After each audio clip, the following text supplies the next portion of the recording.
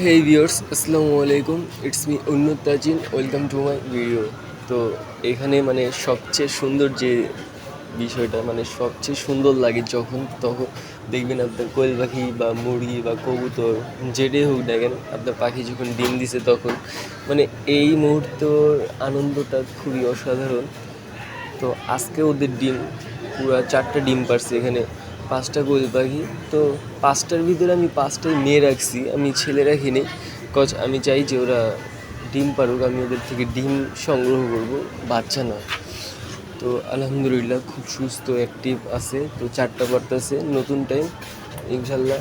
মানে সামনে পুরো 5টা যে কোয়েল পাখি আছে, তো 5টাই ইনশাল্লাহ ডিম দিব। এদের যদি কখনো দেখেন যে ঠান্ডা লাগছে, তখন আপনি রেনামেসিন ইউজ করতে পারেন। রেনামেসিন 4 ভাগ করে আপনি 1 ভাগ যদি এদের খাওয়ান, ইনশাল্লাহ আপনার ঠান্ডা খুব কমে যাবে। এদের একটু মানে শাক জাতীয় কিছু খাওয়ানোর চেষ্টা করবেন, তাহলে ডিম আরও ইনশাল্লাহ ভালো পাবেন। যেমন আপনার মানে কলমির পাতা, তারপরে আপনার ঘাস জাতীয় যে নরম নরম পাতাগুলো আছে, সেই পাতাগুলো এদের দিতে পারেন, সুন্দর করে খাবে।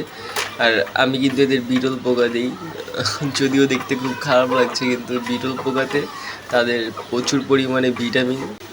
এই বিটল পোকা যদি খায় মানে অতি দ্রুত বড় হইব, আর মানে শরীরে কোনো তেল হইব এমনি ইনশাল্লাহ। আর আপনার কোয়েল পাখি খুব বৃদ্ধি পাবে, ইভেন তাড়াতাড়ি ডিম দিবে।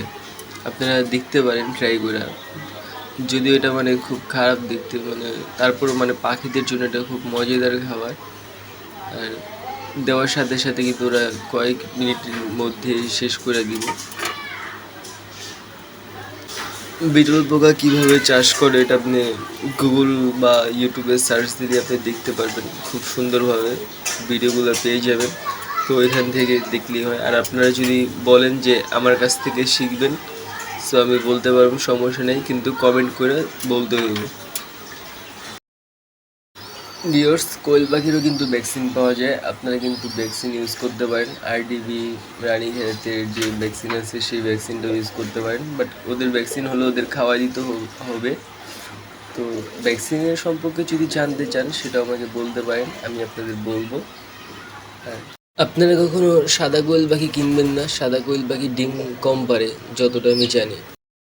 সবচেয়ে ভালো এই কালোগুলা অধিক পরিমাণ ডিম নেয় এবং সুস্থ থাকে। কোয়েল পাখি কিন্তু দেখতে খুবই কিউট।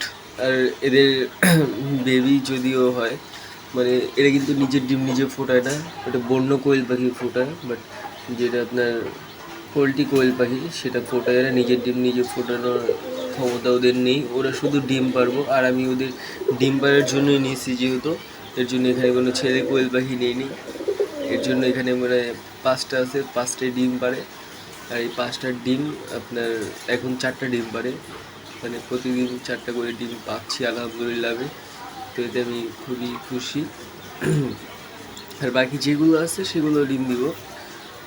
তো বাকি একটা আছে, সে একটা আমার মনে হয় সে একটা ওই যে সবার ছোটো যেটা সেটি হইতে পারে সে একটা।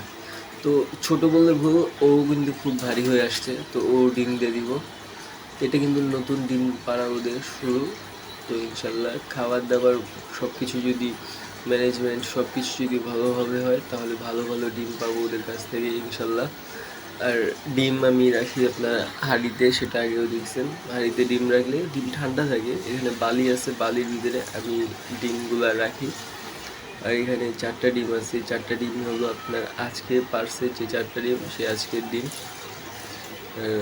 কোয়েল পাখির এমনি আপনার মানে ঠান্ডা জায়গায় রাখার চেষ্টা করবেন, গরম জায়গায় কিন্তু এদের শরীরে চর্বি থাকে প্রচুর পরিমাণে। তো গরম জায়গায় কোয়েল পাখিদের রাখবেন না। আল্লাহ হাফেজ, আসসালামু আলাইকুম।